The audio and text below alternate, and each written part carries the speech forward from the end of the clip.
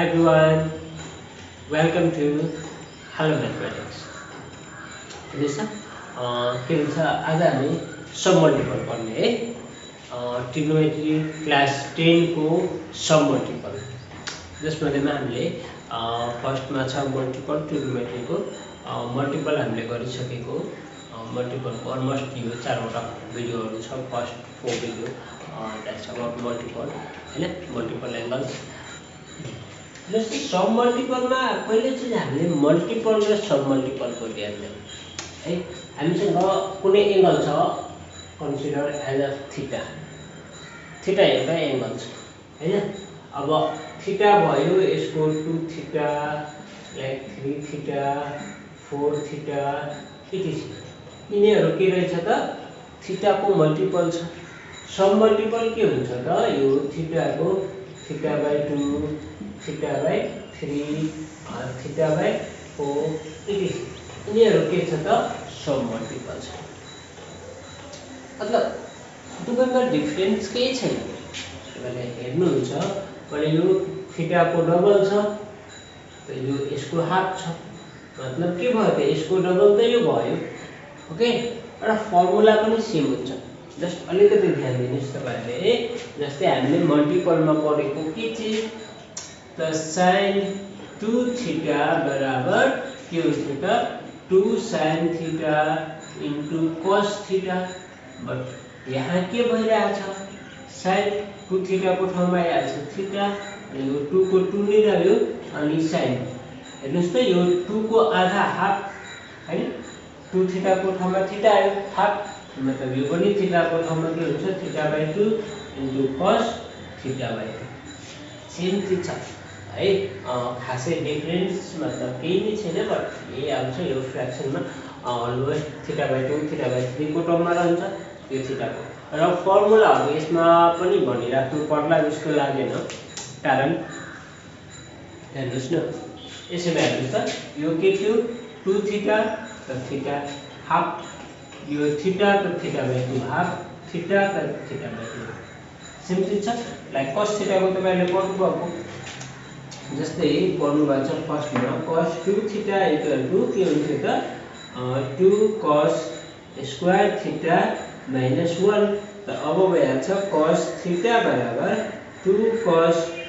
square theta by 2 minus 1 same चीज छ हेर्नुस् है यहाँ पनि के छ यो 2 थीटा त थीटा हाफ भइहाल्यो यो पनि थीटा त थीटा बाइ 2 हाफ भइहाल्यो एन्ड अरु पनि खासै फरक छैन लाइक tan थीटा को हेर्नुस् tan थीटा ल पहिला पुरानो फर्मुला हेरौँ tan 2 थीटा बराबर के हुन्थ्यो त 2 tan theta by 1 minus tan square theta मतलब के भयो यसमा यहाँ पनि सेम चीज छ अब न्यू जुन फर्मुला हामीले अहिले पढ्यो हो त tan थीटा बराबर 2 tan theta by 2 by 1 minus tan square theta by 2 ल यसमा अलिकति ध्यान दिनुस् यसमा पनि ध्यान के दिनु यही चीज त छ 2 थीटा को थीटा आयो हैन थीटा छ थीटा बाइ 2 मतलब सबै एंगल हाफ हाफ भइरहेछ अरु केही नै छैन डिफरेन्स यही छ कि सुरुमा भनेको हामीले यो थीटाबाट हामीले 2 थीटा 3 थीटा 4 थीटा को टर्ममा पढ्थ्यौं मतलब मल्टिपल को टर्ममा यो सब मल्टिपल भनेको त्यसको फ्र्याक्सन को टर्ममा डिभाइड 2 डिभाइड 3 जस्तै कि यहाँ इन्टु 2 इन्टु 3 इन्टु 4 भइरहेछ अर्कोमा डिभाइड 2 डिभाइड 4 फर्मुला त त्यही हुन्छ एक्ज्याक्टली बनाउनु पर्ने पनि त्यही चीज छ है त्यही भएर केयरफुल भएर हेर्नु अनि अब एक्सरसाइजबाट मतलब के एक्जाम्पलहरु लिइराखौँ यसबाट है के एक्जाम्पलहरु गरिरहेको छु एउटा दुईटा फर्मुला भन्नु पर्दैन होला तपाईहरुसँग फर्मुला उपलब्ध छ प्रिभियस एक्सरसाइजको पनि र यसको पनि अभियसली 10 क्लास को स्टुडेन्ट्स हुनुहुन्छ बुक छ होला नि है फर्मुला आवश्यक परेन त्यो पनि एकचोटी हेर्नुहुन्छ अनि जस्ट रिभ्यूको लागि मैले फर्मुलाको यहाँ हेर्नुस् त आइसक्यो होला फोटो मैले फर्मुला पुरै हालिसकेको छु भिडियो रोकेर अनि त्यसबाट कपी गर्नुस् चाहियो भने है अनि हामी एक्जाम्पलतिर लागौँ है sin theta by 2 equal to 4/5 छ एक sin theta by 2 0.5 value of cos theta के गर्नुस् त cos theta बराबर formula 1 minus 2 sin square theta by 2 है यो चाहिँ फर्मुला हामीले जे पढेको प्रिभियसली sin cos 2 theta ले पढेको थियौं 1 minus 2 sin square theta by 2 same thing छ है सरी यहाँ कति यहाँ मात्र हुन्छ यसको आयो के हुन्छ cos थीटा बराबर 1 minus 2 अनि sin square theta by 2 छ अथवा sin theta by 2 को होल स्क्वायर यसको भ्यालु हामीलाई गिभन छ यसो 4/5 को whole square that means 1/2 into 4 को स्क्वायर 16/25 25 LCM लिनुस् त 25 minus 16 to the 32 हैन अब 32 and 25 मतलब के भयो यो -7/25 के भन्दै छ proof that cos theta by 1 plus sin theta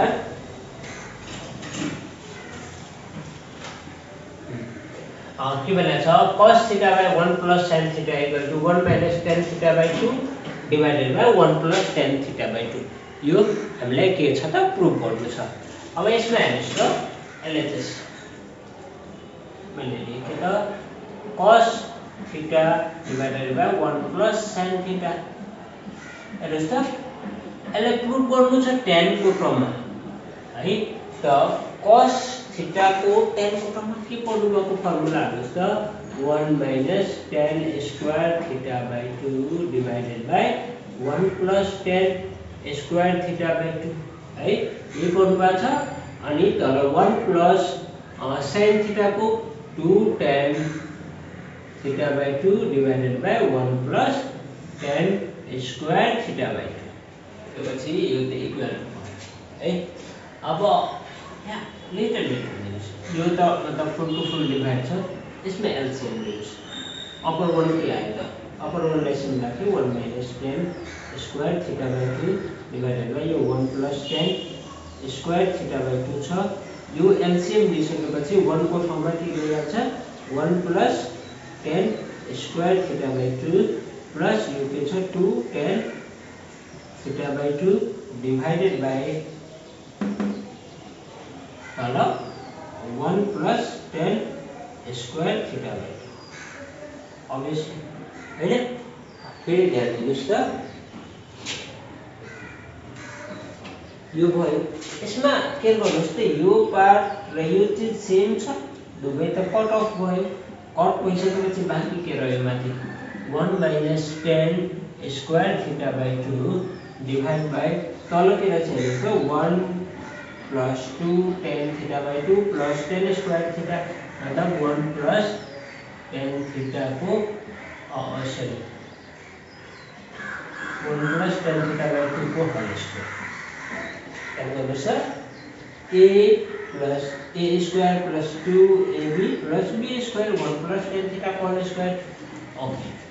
upper one a square minus b square a plus b 1 plus tan theta by 2 है into 1 plus 1 minus tan square theta by 2 1 minus tan theta by 2 यो के भयो 1 plus tan 1 plus tan theta by 2 को whole square छ into 1 plus tan theta by 2 मैले 2 times लेख्दै whole square एउटा part त कट्न गयो फेरि हेर्नुस् त 1 minus tan theta by 2 by 1 plus tan theta by 2 भयो हैन ध्यान दिनुस् यसमा के चेन्ज भइरहेछ त क्वेशन एकचोटि म एक्सप्लेन गरिदिरहेको छु यसको पहिलो चीज cos theta को त यो फर्मुला तपाईहरुले पढ्नुभयो in the term of tan के चीज त cos theta बराबर डाइरेक्टली फर्मुला छ cos theta बराबर हुन्छ 1 minus tan square theta by 2 divided by 1 plus tan square theta by 2 र त्यस्तै गरेर sin theta को पनि हुन्छ के त 1 minus 2 tan theta by 2 divided by 1 plus tan square theta by 2 यो दुवै फर्मुला यहाँ के गरेको छु हेर्नुस् न cos theta को ठाउँमा cos को फर्मुला युज गरे सिमिलरली 1 plus sin theta को ठाउँमा हामीले के गर्यौं sin theta को formula in the term of tan को टर्ममा हामीले युज गर्यौं है त ओके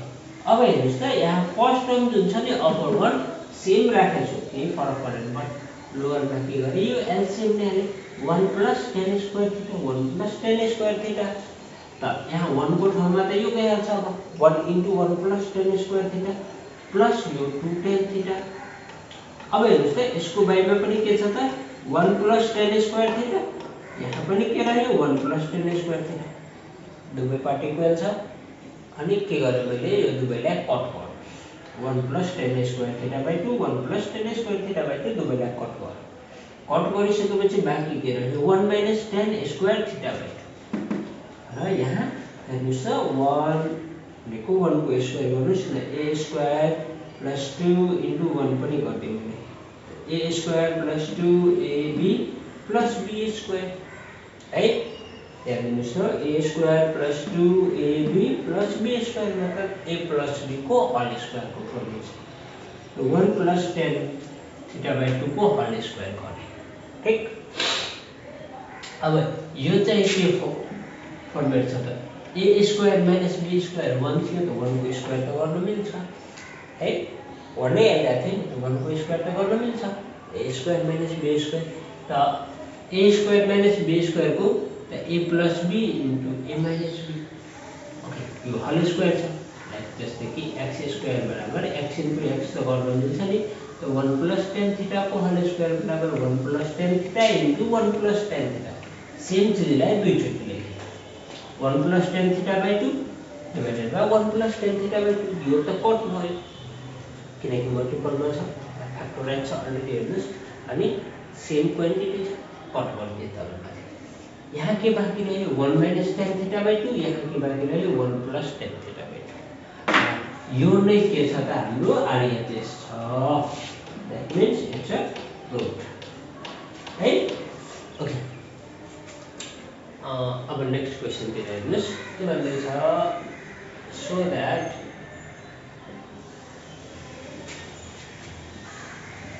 sin 18 degree बराबर root 5 minus 1 by 4 यो चाहिँ प्रुफ गर्नुपर्ने छ it means so that sin 18 degree बराबर root 5 minus 1 by 4 अब यहाँ हेर्नुस् त मतलब मैले के गरेँ लेट सोलुसनमा है यो जुन 18 डिग्री छ नि त्यो a बराबर के गरेँ मैले 18 डिग्री ठीक a बराबर 18 डिग्री अब यसमा एउटा पोइन्ट तपाईहरुले याद गर्नुस् त 18 को मल्टिपल 90 अथवा 90 को फ्याक्टर चाहिँ 18 छ हैन फ्याक्टर मल्टिपल हुनुपर्छ यस्तोमा मतलब तपाईहरुलाई जुन क्वेशन आउँछ त्यो फ्याक्टर्स नै हुन्छ किनकि त्यो पुगाउनको लागि या फ्याक्टर्स एक्ज्याक्टली भएन भने कुनै नम्बरले पुगाएर त्यसको पुगाउनु पर्ने हुन्छ किनकि त्यो भ्यालु हामीलाई गिभन थाहा हुन्छ यो भनेको 18 5 जा 90 मैले के गरे यहाँ 5a बराबर 5 into 18 डिग्री मतलब 90 डिग्री ठीक छ 5 ले मल्टिप्लाई गरेँ यो 5 यसलाई के गरेँ मैले 2a plus 3a equal to 90 degree 3 यसलाई अर्को साइड लग्नुस् त 2a बराबर 90 degree minus 3a taking sin on both side है याद गर्नुस् sin ल्याउनु छ taking sin on both side